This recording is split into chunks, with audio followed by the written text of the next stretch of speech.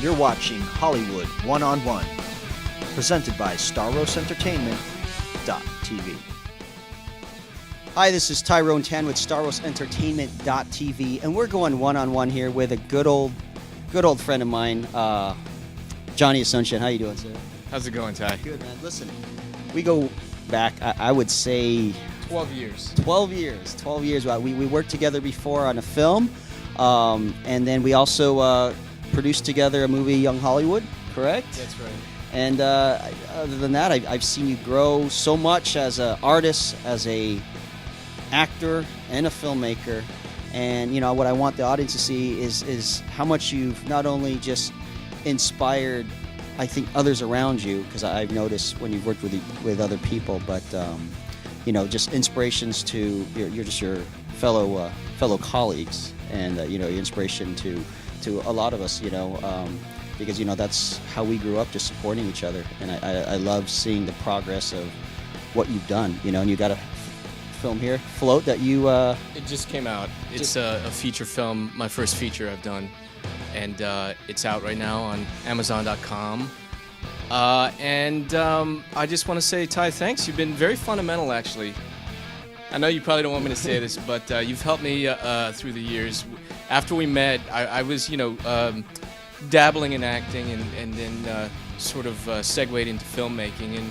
And again, I have to say, you were very helpful in my growth through the years. And it was amazing because I guess we met in '97 on that one film that we did. I think it Makes You Wonder. Something. Yeah. And after that, I was seeing you at auditions, and you would, at one point, even were calling me up to tell me about auditions. I mean, that's really unheard of, when, especially since in Hollywood we're sort of in the same category. Correct. You know, being, and also, you know, letting the audience. I mean, growing up as Asian actors, you know, and Filipinos as well. I mean, there wasn't much. I mean, I guess you could confirm to that. There wasn't much going on. I mean, no.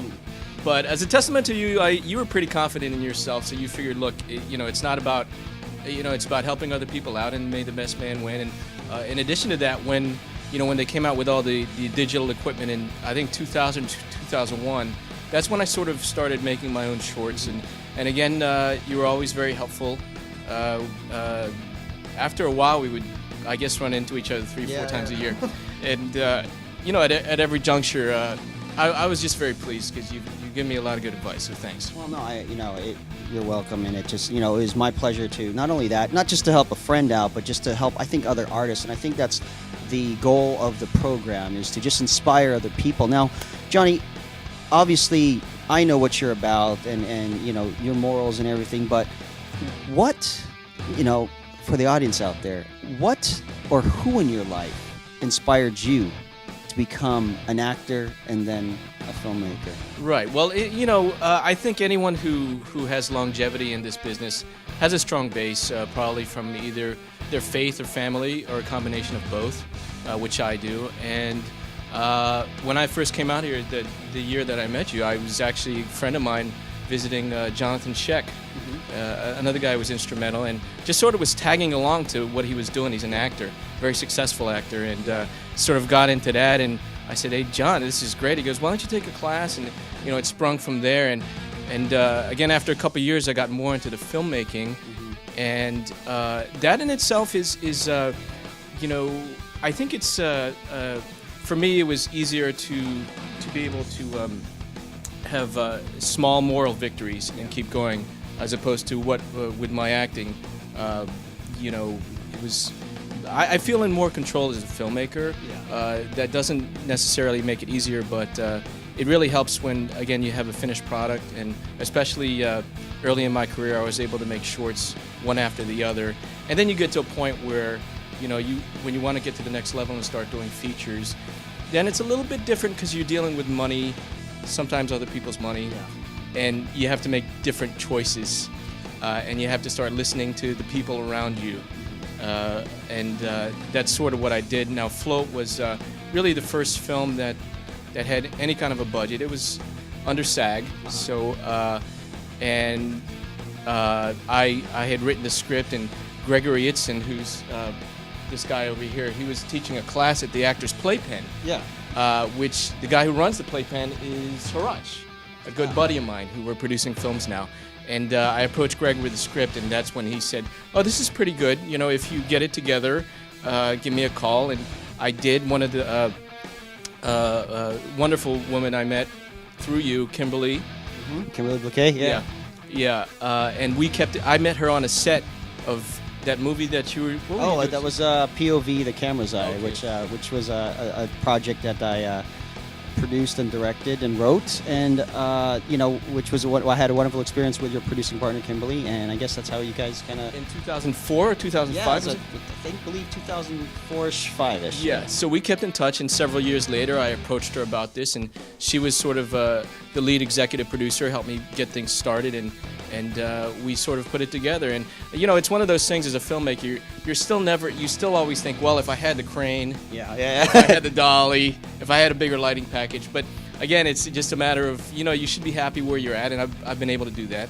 So now here we were mentioning some people that we would work with, and we had mutual friends. Now that's something that the audience needs to know, that this business growing up, I mean, it's what they say in this business. You hear that term, it's not what you know, it's who you know, which I could agree in some level, because there's a lot of things, not that people that will help you actually get into the door, but actually these are the people that that'll probably help support you, whether it's emotionally or just personally, financially. And that's what I've learned too in this business. Like, here we are sitting together, and here was these like 6 degrees of separations of different people that somehow have come together through just friendships. Would you agree? I absolutely agree. Although the flip side of that is, it's ultra competitive, so a lot of people want to see you fail. That's the dark side of it. Yeah. But eventually I think sort of the people who stay in it, and the kind of, I don't know if the cream rises to the top, but people with similar sensibilities and values sort of gather together and meet every once in a while through the, like you said, 6 degrees of separation, and we find ourselves working together and wanting to attract into each other's space to get creative. And I think that's why I think you've grown to be successful in my opinion, is because you've my opinion of success is obviously you have your health, you're still doing your craft, you're still here on on this planet, being able to do what you want to do. Here you are still fulfilling your dreams, and that's what we're trying to inspire to others. Now let's talk about Float. I mean, Float, you should check this out. I mean, I saw the film, I was there at the screening and your premiere, and you want to mention also you've won several not only for you won several awards in general as a filmmaker. Is that correct? That's right. This Float won 5 awards. Wow. We were on the festival circuit for about a year, and again, taking everything into context, it is what they call a low budget film. So small sets, not a lot of extras, and I had to write the story within those bounds, knowing that I had X amount of dollars to deal with. But I think in terms of, once we got out of the editing bay, I was pretty happy with what we accomplished on this level. And as we spoke about briefly last week, also there's always that hunger to do the next one and to kind of get to the next level. So, well, what I want to say is, like, I was proud of Johnny just when I saw the film, and when I see any colleague or friend that's doing their thing and just seeing it on the big screen. To me, that's a big accomplishment, and what we're trying to do is inspire others to just go out there, go do a project. I mean, what was the inspiration about? We know what the inspiration of your career, but what was the inspiration to actually, make Float? Or maybe you could describe some of the story and what inspired you. It is, it goes back to the whole Swingers from 10 years ago about some bachelors with the ladies, and sort of funny things going on with them. But I knew that's been done. Mm-hmm. So at that point, when I had joined the Actors Playpen and met Haraj, he's very good. He's very motivated with his career as well. He's a working actor, and he said to me, he says, "Listen, I know about your background. I've seen your shorts. If you want to do a short, you let me know. If the script is good, I'll put it together." Wow. And he did that. And then he said, "If the short is good, we're going to do this with a feature." And I said, "You're kidding me, like that?"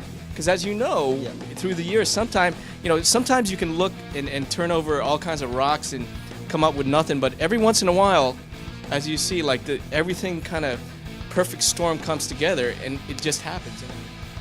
Please check out part 2 of my sit-down interview with my boy Johnny ASUNCION, filmmaker and actor, and as we talk more with him about the business as well as about his film Float. Don't miss it.